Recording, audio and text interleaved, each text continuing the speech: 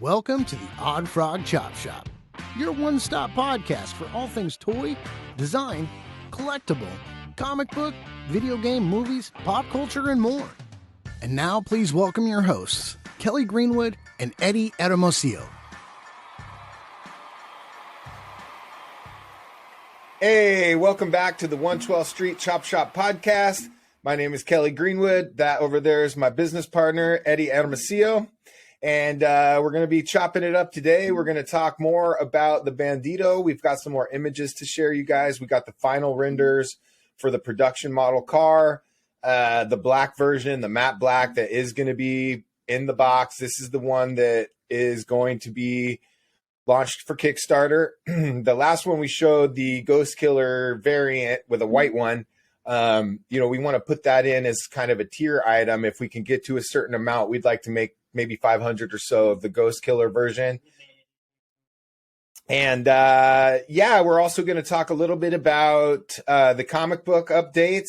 I'm currently working on issue number 2 of the Doc Holliday comic book. Working with my good friend George, the writer of the Doc Holliday comic book and CEO and founder of Sundown Media Group. And the first issue, we kind of introduced some characters and kind of the main players. We did the reveal of the main character, Doc Holliday, at the end of the book. It's not out yet. We're actually looking at putting 3 books together before we pitch it or launch a Kickstarter for it. So right now I'm about halfway through issue number 2. Issue number 2, we reveal a lot more of the story. We start finding out details about each character. There's some very brutal and gruesome scenes in it. And always, of course, some action. But yeah, this one's definitely going to be heavy on story and learning more about some of the backgrounds of our characters and some of the other elements that are in play around Doc Holliday and his companions as they travel to Sundown. So that's some pretty exciting stuff. Talking with George, he's got music releases that are going to coincide with the release of the comic book. So we kind of just talked it out and decided that the best thing to do is wait till the music's done. They've got a couple more, maybe 2 more months on that. And we can look at releasing 3 issues of the comic book in succession, right around January with the soundtrack that comes with the book. Also, Eddie has been working on a passion project that we have going here at the 112th Street Chop Shop. So I'm going to pass it over to you, bro. And why don't you tell them what you've been working on, and let's get some images of the new Bandito matte black Bandito. For sure. What's going on, guys? So yeah, like Kelly's saying, we got the latest renders of what I would consider the production model. I mean, it's what we want to deliver. It's what we've been working on. It's like Kelly said, the passion project. It's the vision I saw in my head in the beginning. It's all playing out perfectly. Everything's falling into place. We're developing like promotional style images to help pitch the Kickstarter. I have actually, give me a second. I have some here that I've been working on actually with my son, who's actually, in fact, only 13, but, I'm like, he's hired, he's making these, like, I tell him things and he sees the vision and he can execute it like no one other. I mean, he's my son after all. And it's What's your son's name, Eddie? His name's Adrian. I'll tag some, I'll make posts and I'll tag his stuff on there. I'll tag him on the stuff. But yeah, he has a twin sister, and they're very, very artsy, very creative. And yeah, he's been helping me work on some things, and I'm gonna bring some promotional images on that. I sent him some renders, and he went ahead and did his thing, and I just gave him direction, and he made it happen. So, let me share this. Share. Maybe I should make it big real quick. So Kelly hasn't seen this either. Only a couple of people have. So Yeah, I think it's up there now, right? Is it up there? Yeah. So that's one of the latest renders of the Bandito 2.0. Yeah, like Kelly said, we have a Kickstarter coming soon. We have it all set up, ready to go. We're just literally waiting on the production model that is going to look very much like this. That's another one we did yesterday. We did a little tease yesterday. I mean, it doesn't get any closer to this depiction of the Bandito than I mean, this is what we've been working so hard to make, to create, and it's literally ready. The hinges were all being completed this past week. I mean, everything's ready to rock and roll now. Like, that's what the last I heard from our engineer. And yeah, that's what it should look like in the box. This is what we're going for. This is, I had the rims being updated. I mentioned it having chrome parts. I mentioned the rubber wheels. The doors are open. There's space in the trunk. There's the engine. There's details in the engine. The interior is highly detailed. I mean, and there was a comment made, and it was just one comment, but it really got us thinking here at Oddfrog Entertainment. The wheels rotate. They rotate. You can roll this car like a Hot Wheels all day. They don't turn though. So I actually just emailed the engineer earlier today and asked him if there was a way for us to get the wheels to turn, even if it was independently of the steering wheel. Like, the steering wheel doesn't have to turn, but that's easily, you can make a little peg and boom, now your steering wheel turns. But we want to be able to maybe even turn the wheels. If you push it with your finger, turn it with your hand, like even then, just for photography purposes. And I literally just emailed him, waiting to hear back on him. But yeah, this is what. Yeah, I mean, the main thing for us is we don't want the car to be delayed. So as long as we can fit it into the development schedule we're working on right now, it should be fine. It's just a couple of adjustments, hopefully, to make it to where the wheels turn. But it's important to us that feature gets in there. So we're really working on that. But again, we're on a time frame, and we want to keep that rolling. Absolutely. I mean, and that's what we mean. We're like I said, we're a young company, but I don't know. We want to be able to please the community as a whole, even if it's just one person. I know there's been people who were against us since we turned the page, but it's ever since they've gotten to know us on a personal level and who we are and what we're about and what we're trying to do and what we're trying to achieve here. We've been able to convert some people who were not on our boat, not on the bus, and now we have people rolling them with us till the wheels fall off. And it's, we'll give some shout outs. We have plenty of shout outs, everybody who comments on there, Lee Emotions, Stabby, Big Stabby. We have all kinds of people who just comments. And these are the kind of people who create big brands. Like, I in my opinion, these are diehard fans are what create brands.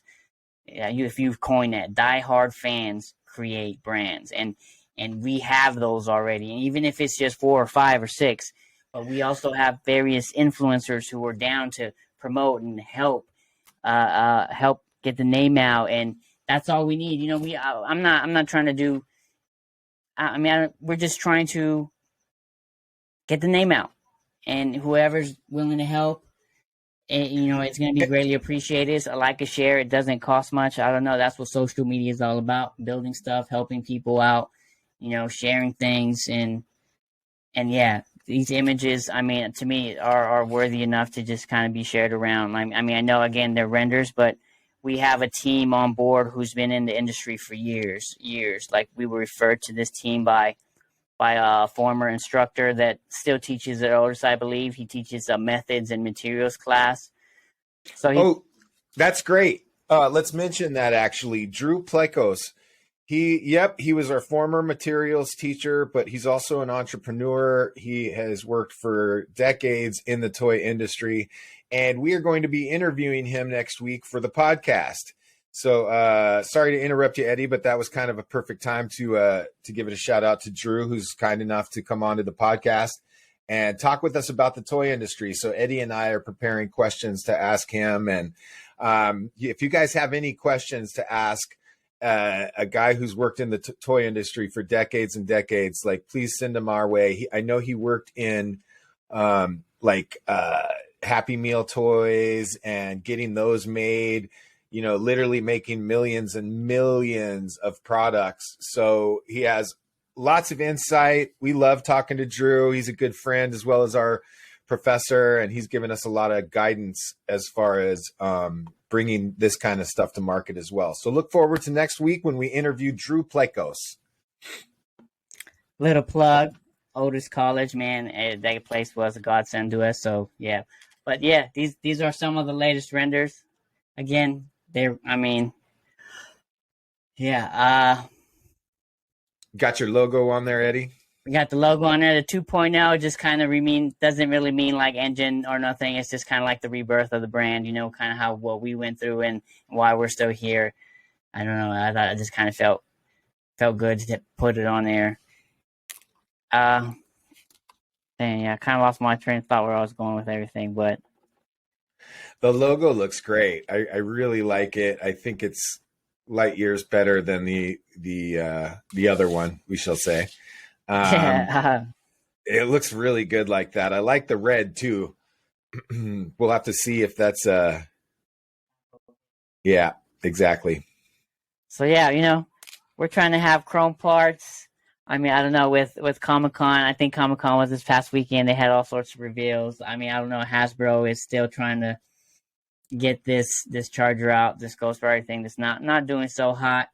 But I mean, if you put these two vehicles side to side, they compete. I mean, I don't know if you would even say they compete all day, but if we're able to, not if, let me rephrase that. I apologize. When we put a vehicle that looks like this out on the market, it's just it's just setting the bar to a level that, you know, hasn't been seen. There's, like I said, there's nothing on the market that's a streamlined brand that's specifically geared towards creating vehicles in the 1/12 scale for all action figures across various lines. There's multiple lines of action figures that measure between 6 and 6.5, 6.7 inches, and, you know, thousands of vehicles. But there's not, I mean, thousands of action figures, but there's not a line of vehicles that you can then use for your action figures. So that's what the 1/12 Street Chop Shop is all about. You know, we're making vehicles for your action figures. They need rides, you know, hashtag they need rides.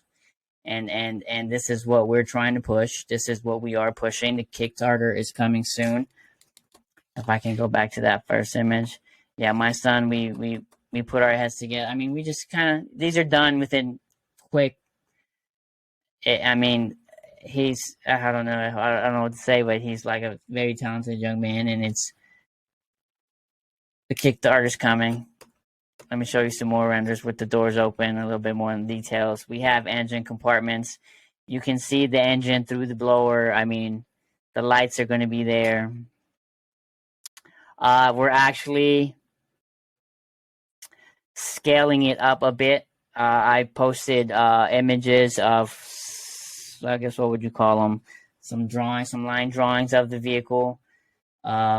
And I think it measured like 16, but I wanted to make sure that it fit the lines, and reiterated to the engineer team that, you know, we wanted to make sure that a 6.5-inch figure was the one that it was being scaled to. And he was like, oh, okay, so it's actually being scaled a little bit bigger. We're probably going to match very close to the same specs that Hasbro had for the Challenger. So it's going to be, I mean, the same size of that vehicle, but again, that might increase the price a bit, but we're still at an estimated MSRP of $175. The most I'm thinking is like $190, but this is just still waiting on Johnny to get back to us with the details. Speaking of details, yeah, so we put plenty of time, research, looking at dashboards, looking at reference images. I mean, the door panels are all there, guys. The gauges. Like we've been talking about, we want to throw in decals. You know, you want to put a racing stripe on it. Imagine flames down this. Like, we're going to take those same line drawings and create decals that fit exactly on this body, exactly to the specs of this car. We want to be able to deck out the hood, you know, put stuff on the top there, maybe even make the top look like it's you know, like a what is I mean, like leather, you know what I'm saying? Like imagine that's what this car is all about, customizing it to how you want it. That was a big thing we wanted to do, so that's why it's in the matte black. You know, that's going to allow for easy paint apps, easy paint customization. Once you paint it, seal it with a clear coat, clear matte coat, clear shiny coat, whatever it is you want to seal it with. We're working on making it easy to maybe take the body off. I'm not sure yet. We have to figure out. I got to get what you would call like an exploded view from the engineer team and see exactly how they're putting it together. I want to make sure that if not as easy, but you know, in any event, we can always tape it off. People tape, you know, it's gonna be separate pieces anyway, so you should be able to take them apart. But you know, it would be ideal that they come off very easily and that we're able to take them off. And I think at a very minimum, it would be nice to have that exploded view. We could put it up on our website, and then people who wanted to break it down would have a very clear view of the best way to go about it. And, you know, maybe we can even put notes from Johnny in there. Yeah. That's the perfect solution. We'll put down, you know, spec sheet breakdowns of how to break it down, how it's made, and you would be able to take it apart and put a manual to the car. We'll include a damn manual with it, you know, how to put it together. That's perfect. Like we just figured that out. That's great. But I was actually just talking to our decal supplier this morning, and we're looking into different options. Fairly certain it's going to have to be a relatively traditional vinyl sticker, but we want the minimal residue stickers so that when you peel it off and reapply it, it should work pretty good and it shouldn't leave any residue. I was actually also looking into there was an old company called Color Forms that apparently Paul, one of our guys that works on the team, told us about. It came back into existence, I guess, in 2018. But there used to be these play sets where they were basically cardboard and they'd be laminated in like this plastic. But they would come with like characters or parts of characters that were just thin little pieces of plastic, almost like a refrigerator magnet, except it wasn't a magnet and there was no stick on it. You could just stick it onto the other plastic and like it would cling with like static. So I'm really curious into looking into that, because if you could just have it stick onto the matte finish of the car without any kind of sticky, that would be ideal for us because, you know, then you have these options to switch out styles and decals really, really fast. And, but yeah, we're looking at flame jobs, racing stripes, bones and skulls, you know, whatever we can kind of throw at it. It's, you know, to vary it up. It'd be interesting to see kind of comic book stuff put on it, you know, and some illustrative stuff. So yeah. Yeah, this is going to be customizable to anybody's like desire. Like you can be able to paint it any way you want it. You can have it decked out in daisies and roses, whatever. You know, it's going to be a like, I don't know, this car to me, it's kind of my dream car. I don't know why. And I created my dream car, you know, like in the toy industry. Like it's cool being able to create something that you like, that you're very passionate and dedicated about, but that also the community is just as behind as you are. So that you know, let alone lets you know you're on the right path. And here at Oddfrog Entertainment, I know we're on the right path because it's not just about cars, and it's not just about toys. It's about something bigger now. Now that once this Kickstarter goes through and we're ready to bring this to market and things go the way they have been going and continue, I know we'll be able to continue to bless other people the way we've been blessed. You know, we're a young company and we're going to be looking for designers. We're going to be looking for help. We're going to be looking for ideas and we're going to be looking for resumes. So keep an eye out for that. And, you know, we're going to grow as a team, as a company. And I have visions for this company that are Mattel level, Hasbro level. It's going to be something else. I know it is. Once people see this car in in the box. We're working on the box. We'll show the box art soon. We're finalizing that, but yeah, I mean, I don't know what to say. I mean, it's even just in matte black, it's gonna look badass. Like, well, and let's talk about the Kickstarter for a minute. So basically what we're going to do is we're going to do a 30-day Kickstarter starting in November. And 30 to 45-day Kickstarter. I'm mid-November. Maybe mid-November to the end of December through Christmas and stuff. I want to do everything possible to get it to you guys. So we're not going to shoot for a huge number. We're going to shoot for a minimal number that gets the toy built. So Eddie and I, we're looking to get 3,000 backers for the Kickstarter at $175 to $189 MSRP. We should be narrowed down on that real soon when we hear back from Johnny what our, we had to blow up the car a little bit more. So it's a little bit extra material. So yeah, we want to get the wheels to turn, stuff like that, but we also have to have a successful launch. So it looks like the 30-day Kickstarters are statistically speaking the most successful. Kind of builds in that urgency. So we're going to be doing everything we can in the next couple weeks to just flood our social media with this vehicle. And, like and share. Obviously, it's a render. We're going to have the physical model. What did you say about that, Eddie? We're going to have that next week? They're starting? They're starting it, yeah. So the model was finalized. These last renders are basically my last comment renders. They're like, here's what we have. Here's where we're at. It's all functional. It's all working. Is there any changes? And then that's when I was like, what about the wheels? Can we get them to turn? So that's where we're at, guys. Like, if we have the wheels turn, it might delay the process. I don't know how long. We'll see what kind of mechanism they can rig up to, your hand can literally grab the wheel and just rotate it. If that works for you guys, or if not, or right now they turn, they revolve. They don't, they don't turn. But we're trying to see.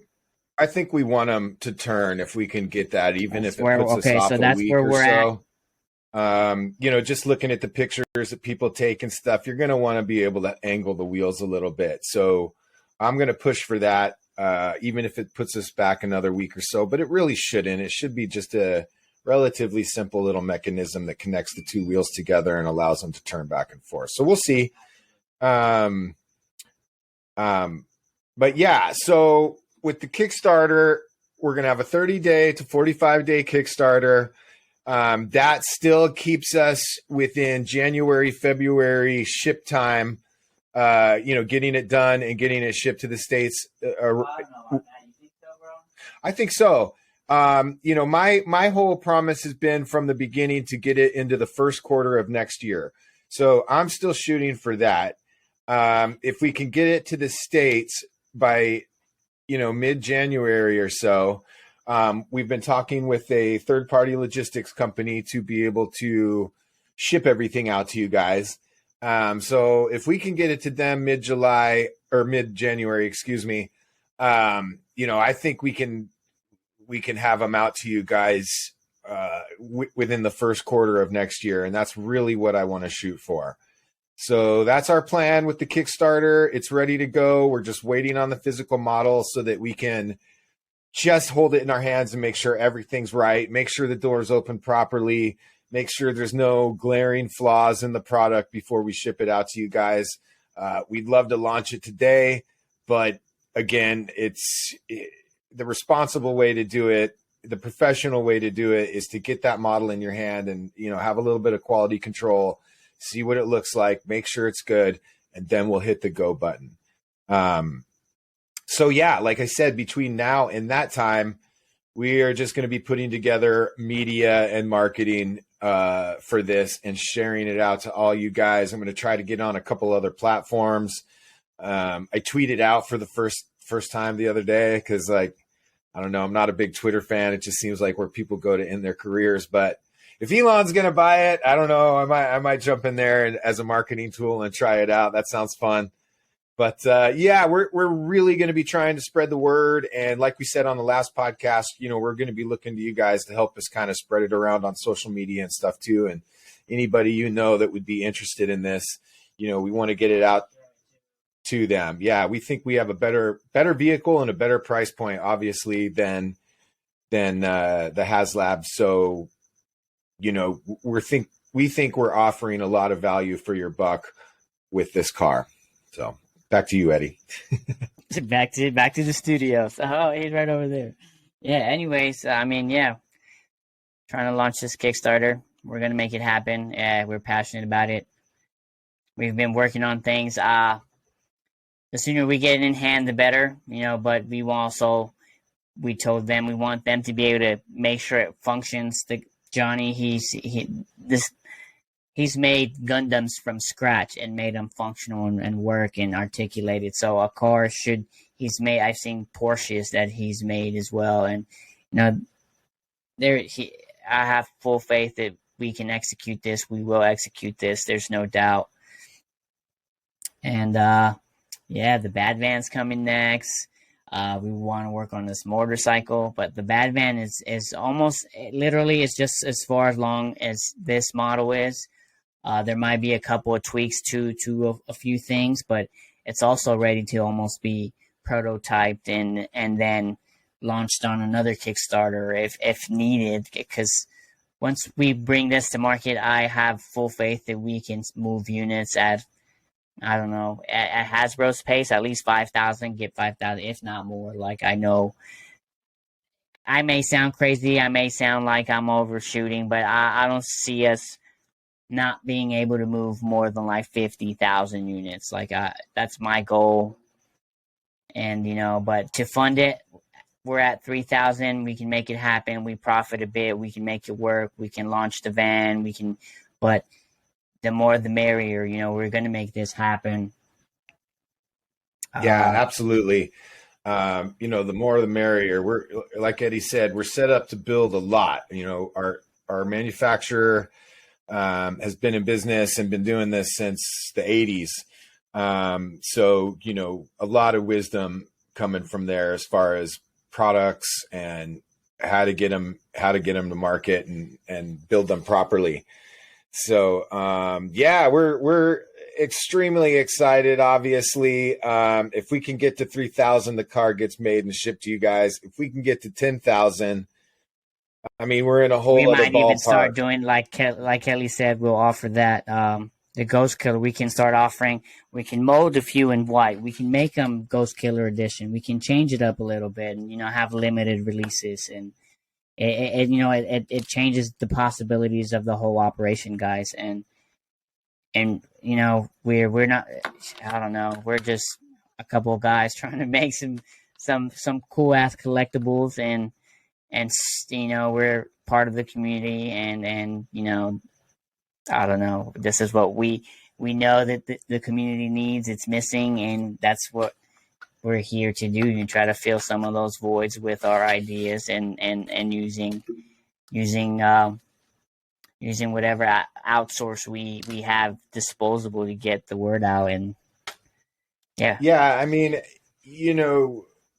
looking at our short little history, it's like we set ourselves up to do exactly what we're doing. Before we worked with anybody, we went and secured a manufacturer that we knew we could work with. We had worked with another manufacturer on our Chargers plush, and the doll came out okay. I mean, it looked pretty good actually in the end, but it's always hard when you're working with someone overseas and you don't know them and you can't really get proper reviews and stuff. And so they kind of, they made some interesting plays, like they delayed on the project and then wanted to charge us for being late on stuff. And we were like, nah, we'll just go find somebody else. And they're like, no, okay, we'll build it for you.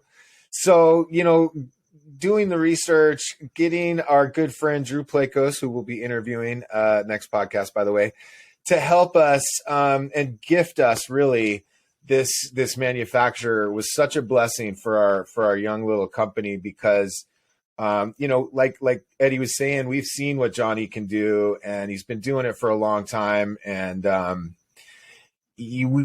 we have that pride in our manufacturing just already, just from seeing from experience and him working with Drew and seeing what he's designed. So we couldn't be more excited, guys. Like I said, spread this around. We want people to see our car. We want people to see the hard work we've put into it. And ultimately, we want to bring it to you. So, Eddie, I mean, maybe we'll give out those shout outs one more time. And I think we're pretty good here for this one. It's really just about showing the car and giving people a forum to come see what they'll be investing in. Yeah. Let me bring this up. Let's see. Should I hide it? But no, we have Lee Emotions, who's always commenting on our posts, and Stabby McStabby. I know his name's Paul Johnson. I don't know his. Let's see. I know it may not mean much right now. It's just a couple of dudes hanging out, and we have our diehard fans, but it'll mean a lot to them one day. It's important to us too, you guys. Like, at the end of the day, we're fans of yours. We love looking at the photos and seeing just the amazing creations you guys are coming up with, and really a lot of talent as far as photography and forging ahead in this kind of new art field, I think, which is this toy photography. It's really pretty amazing and excited to be a part of. So we're fans of your guys's as well. And it's important to us when you guys comment on the stuff we've been working on, and we love that kind of engagement. So, we like to give a little shout out, even though we're not huge or anything yet, because we're also fans of yours. So yeah, again, it's been there since the beginning. I think it's Lee Emotions, and then we have Weird Poses and Sick Plastic, and then Angelo Joseph's on there, Mr. Chitu Cali, he's the one and only. Coffee and Toys is always commenting. Stabby McStabby. I don't know how you came up with that name. We'll have to discuss that one day. And Rouse, 25. Just even the bit of engagement, encourages us to keep, not just to keep going, but it shows that you guys do care. A lot of the people can't wait till November, People are fans, so we've been able to, like I said, turn some heads and make some haters fans. So it works for me. We've been working. Did you have some pictures you wanted to show as far as? Yeah, just in like we've on our side times we do stuff, and I've been working on a 1/12 scale garage that was completely and entirely inspired by Tears from Titan. That's on Instagram as well. Take these foam pieces and make bricks. And yeah, it's kind of fun. It's time consuming. It's a lot of work. I do it on whenever I have spare time. I try to get it done. Gomez, big Mesco fan. I'm a big Mesco fan. Knock knock. That's a nice pricey PC. Yeah, finished the walls the other day. Then we coated them. We primed them. Actually, we talked about spray painting them, and he was concerned about the spray paint eating it away. It kind of does. It doesn't. But if you layer the paint on thick enough, it will eat away at the insulation, but it actually gives it a cool concrete / bricks texture. So it works, just for diorama tips. If you prime it and you go heavy on the spray paint, it eats away at it a bit, but it helps with details. Oh, and speaking of the comic, I've also been working on designing the characters and the action figures for this line of comic books and music. And this is, one of the characters and some of the references that, Kelly sketches out and sends me, and then we just kind of work back and forth. That's one of the latest drawings that he sent me. So I've these drawings, I've kind of meshed them myself. There's a bit of artist freedom in there, but, then I send that back, and then we change it a bit. But, that's just one of the latest renders or one of the latest sculpts I have going of Doc Holyday. So, yeah, it's not just vehicles here. We're working on all sorts of things, dioramas. You know, I've been doing toy photography for the few weeks now. You know, it's been a few months, but if you were to break it down into hours, and you know how you got to put 10,000 hours to be good at something, I'd say I've been at it for a couple of weeks, even though it's been a few months that but this is. I love the idea of like a 112th Street chop shop play set too, Eddie. I feel like this whole experiment thing you're building for our marketing and everything could also potentially be a prototype for a garage play set. I absolutely agree. Some of the ideas I had while at Otis were playset inspired. I had like this Western world inspired one, and I had another vehicle one that was inspired by like tiny homes and mobile and like food trucks and that whole wave of food trucks and tiny homes, and I meshed the two. So I have ideas that, you know, I'm gonna test the waters out on and you know, show images and, you know, get renders done then on my spare time. And you know, that's what a company's all about, you know, executing your ideas and seeing if you can profit off your ideas, because if you don't, somebody else is going to profit off your ideas.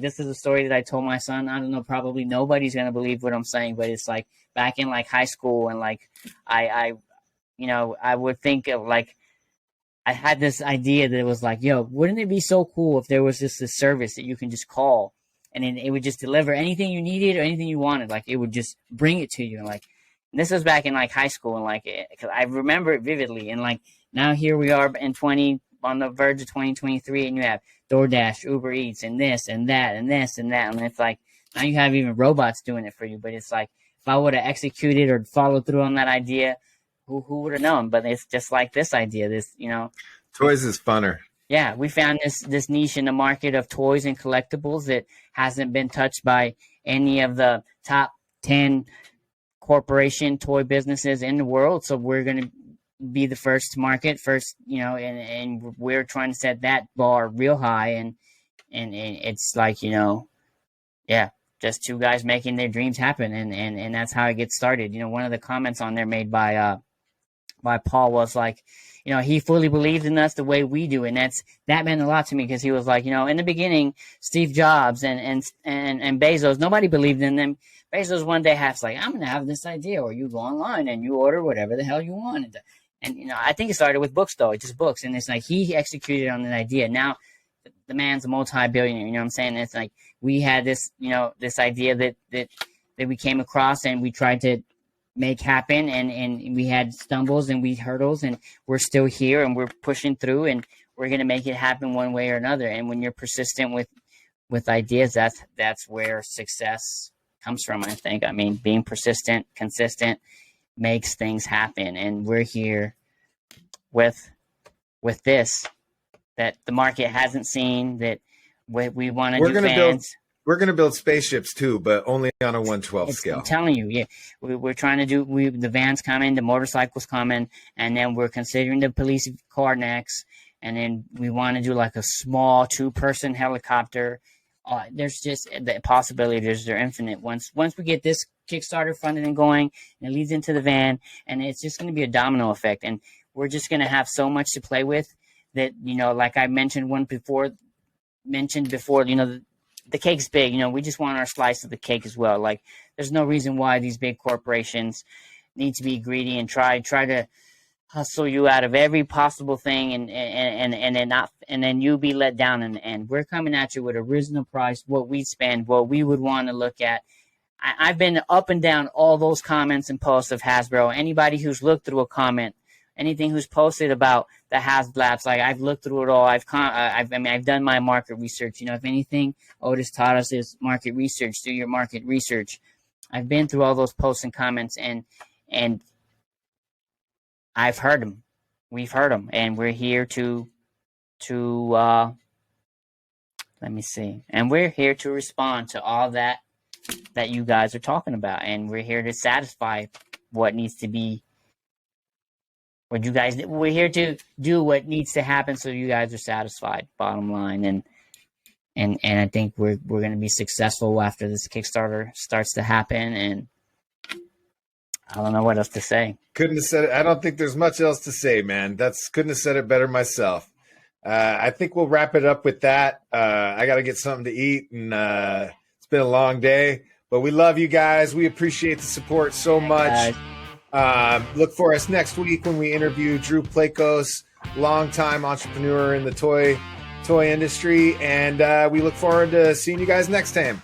One more time, guys, like and subscribe, and thanks for coming. Bye.